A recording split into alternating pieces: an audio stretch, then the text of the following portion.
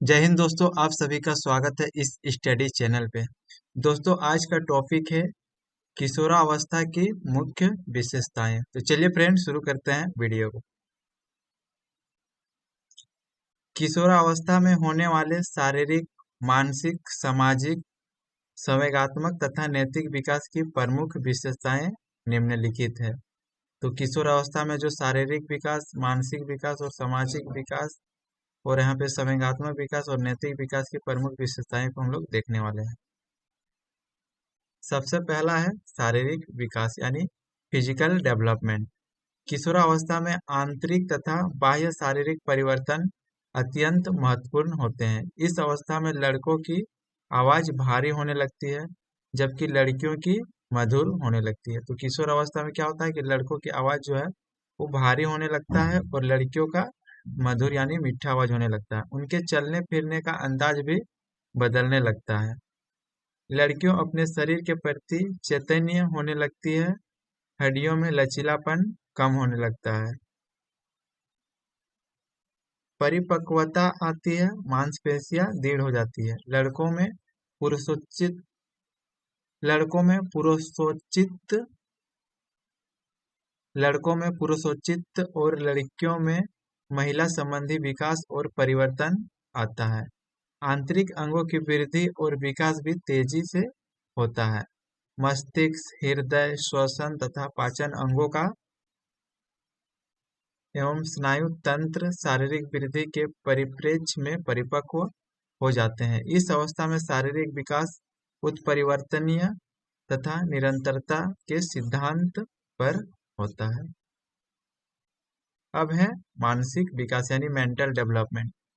किशोर के मस्तिष्क का चतुर्दिक विकास होता है। उसमें कल्पना एवं दिवा सपनों की बहुलता, बुद्धि का अधिकतम विकास, सोचने, विचारने एवं तर्क करने की शक्ति में वृद्धि तथा विरोधी मानसिक दशाओं आदि गुणों का विकास होता है।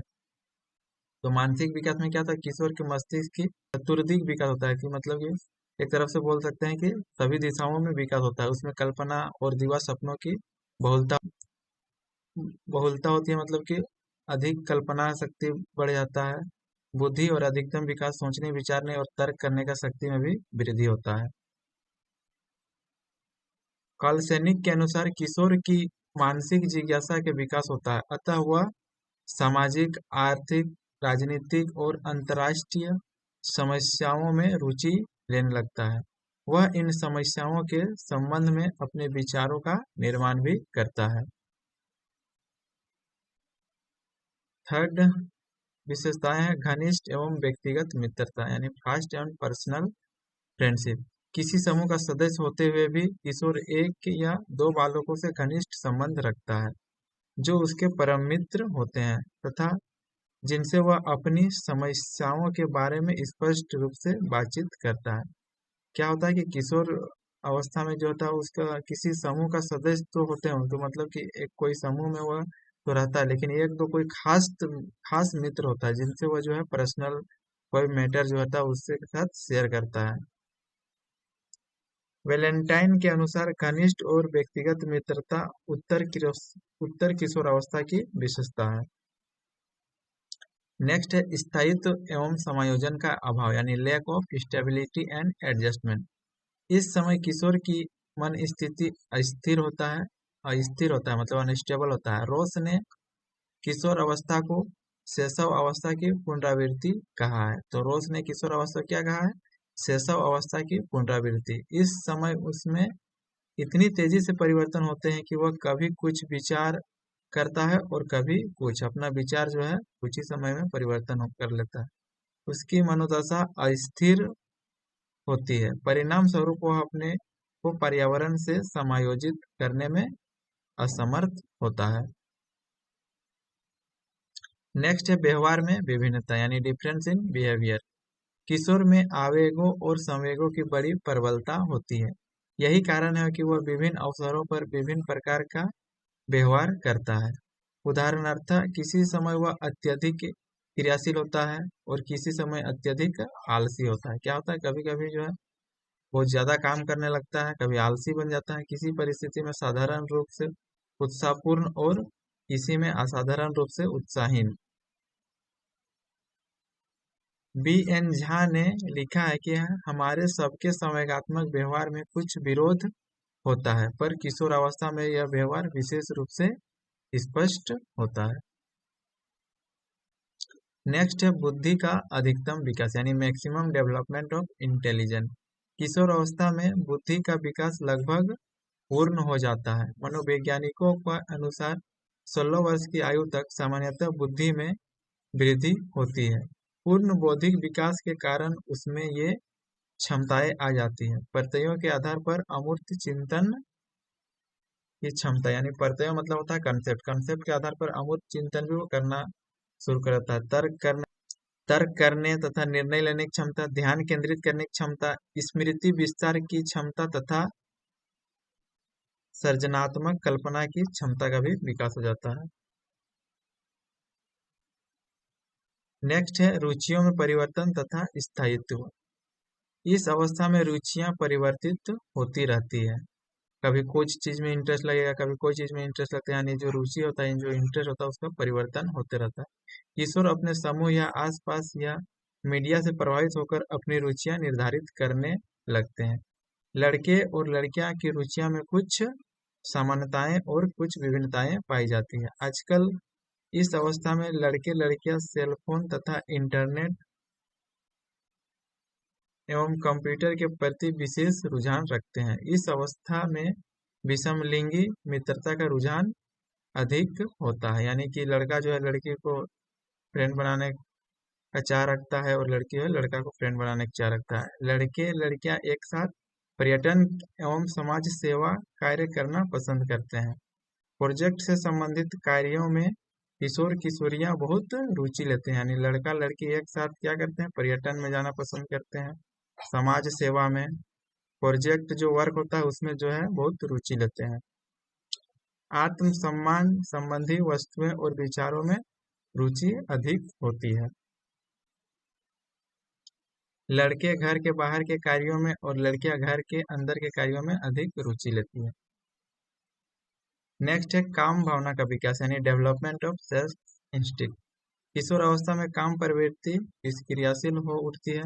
बाल्य अवस्था में समलिंगी प्रेम भावना किशोर अवस्था में विषमलिंगी प्रेम में बदल जाती है। इस अवस्था में लड़के लड़कियां से संपर्क या संबंध स्थापित करने का प्रयास करते हैं तथा लड़कियां लड़कों से बोलने, साथ घूमने तथा संपर्क स्थापित करने की इच्छा रखती है। नेक्स्ट है मानसिक स्वतंत्रता और विद्रोह की भावना यानी मेंटल इंडिपेंडेंस एवं फीलिंग ऑफ रिवोल्ट। किशोर अवस्था में मानसिक स्वतंत्रता की भावना बहुत प्रबल होती है। किशोर बड़ों के आदेशों, विभिन्न परंपराओं, रीति रिवाजों और अंधविश्वासों के बंधन में न रहकर स्वतंत्र रहना चाहता है। वह बिना तर्क किए किसी बात को मानने को तैयार नहीं होता। उसके ऊपर कोई नियंत्रण या प्रतिबंध लगाया जाता है तो वह उसको विरोध करता है। कोलसेनिक के अनुसार किशोर कोढ़ों को अपने मार्ग में बाधा समझता है। कोलसेनिक के अनुसार क्या है, किशोर जो है कोढ़ों यानी वृद्धों को, बूढ़ों बुजुर्गों को अपने मार्ग का बाधा समझता है, जो उसकी अपनी स्वतंत्रता का लक्ष्य प्राप्त करने से रोकता है। नेक्स्ट है कल्पना का बाहुल्य यानी एक्सुबरेंस ऑफ इमेजिनेशन। किशोर अत्यधिक कल्पनाशील होता है। व्यवहारिक जीवन में किशोर अपनी सभी अभिलाषाओं को पूरा करने में अपने को असमर्थ पाता है। फलस्वरूप वह अपनी इन अभिलाषाओं की पूर्ति वास्तविक जीवन में ना करके कल्पना जगत में करने लगता है। छोटी छोटी बातों को लेकर वह कल्पना में डूब जाता है। कल्पना की प्रबलता के कारण इस आयु में दिवा स्वप्न देखने की प्रवृत्ति होती है। इस प्रवृत्ति की अधिकता के कारण वह आत्म केंद्रित तथा अंतर्मुखी हो जाता है। इस प्रवृत्ति से कभी कभी हानि भी होती है। कुछ किशोरों में समाज विरोधी भावनाएं उत्पन्न हो जाती है। वे असामाजिक और अनैतिक व्यवहार करने लगते हैं। प्रायः वे अपराधी बन जाते हैं, किंतु कभी कभी वे कल्पना और दिवा स्वप्नों के कारण साहित्य, संगीत और ललित कलाओं में सौंदर्यात्मक और रचनात्मक कल्पना शक्ति का प्रकाशन करते हैं। वे कहानियां, नाटक लिखने तथा अभिनय करने में रुचि दिखाते हैं। कल्पना प्रवृत्ति के उन्नयन द्वारा उनमें कलात्मक शक्ति का विकास होता है और वे कवि, कलाकार, कहानीकार, उपन्यासकार, नाटककार, चित्रकार या संगीतज्ञ बनाए जा सकते हैं। नेक्स्ट है समूह का महत्व यानी इम्पोर्टेंस ऑफ ग्रुप। किशोर जिस समूह का सदस्य होता है उसको वह अपने परिवार और विद्यालयों से अधिक महत्वपूर्ण समझता है। यदि उसके माता पिता और समूह के दृष्टिकोणों में अंतर होता है तो वह समूह के दृष्टिकोण को ही चुनता है और उन्हीं के अनुसार अपने व्यवहार, रुचियां, इच्छाओं आदि में परिवर्तन करता है। बिग एवं हंट का कथन है, जिन समूह में किशोर का संबंध होता है उनसे उनके लगभग सभी कार्य प्रभावित होते हैं। समूह उनकी भाषा, नैतिक मूल्य, वस्त्र पहनने की आदतों और भोजन की विधियों को प्रभावित करती है। यानी बिग एवं हंट का कथन है कि जिन समूह से किशोर का संबंध होता है उनके लगभग सभी कार्य प्रभावित होते हैं। कि समूह कैसा भाषा का यूज कर रहा है, उसका नैतिक मूल्य क्या है, समूह कौन सा वस्त्र पहन रहे हैं, किस तरह के वस्त्र पहन रहे हैं, भोजन करने का स्टाइल, सारा जो है अपने ग्रुप के अकॉर्डिंग करने लगता है। नेक्स्ट है परमार्थ की भावना यानी अल्ट्रुइज्म। शैशव अवस्था की स्वार्थ भावना किशोर अवस्था में परामर्थ भावना अर्थात दूसरों का उपकार करने की भावना का रूप ले लेती है।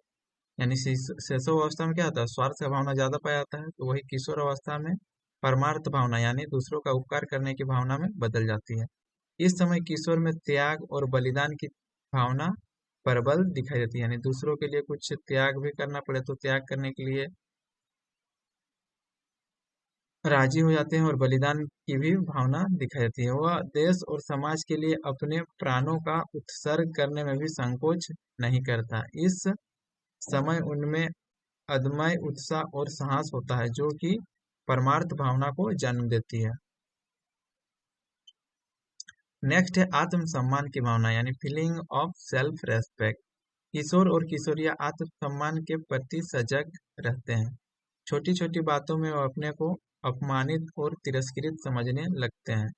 आत्मसम्मान को ठेस लगने के कारण आत्मसम्मान को ठेस लगने के कारण ही किशोरों में घर से भागने की प्रवृत्ति उत्पन्न हो जाती है। नेक्स्ट है धार्मिक भावना यानी रिलीजियस फीलिंग। किशोर अवस्था में धार्मिक भावना बड़ी प्रबलता से विकसित होती है। वह अपनी सफलता या असफलता का कारण ईश्वर की मर्जी मानता है। अक्सर देखा जाता है कि परीक्षा में जाने से पूर्व किशोर किशोरियां धार्मिक कृतियां करना, मंदिर आदि अवश्य जाना चाहते हैं। धार्मिक आदर्शों के प्रति किशोरों के मन में स्थायी भाव बन जाते हैं। नेक्स्ट है वीर पूजा हीरो वर्शिप। इस अवस्था में वीर पूजा की प्रवृत्ति बहुत प्रबल हो जाती है।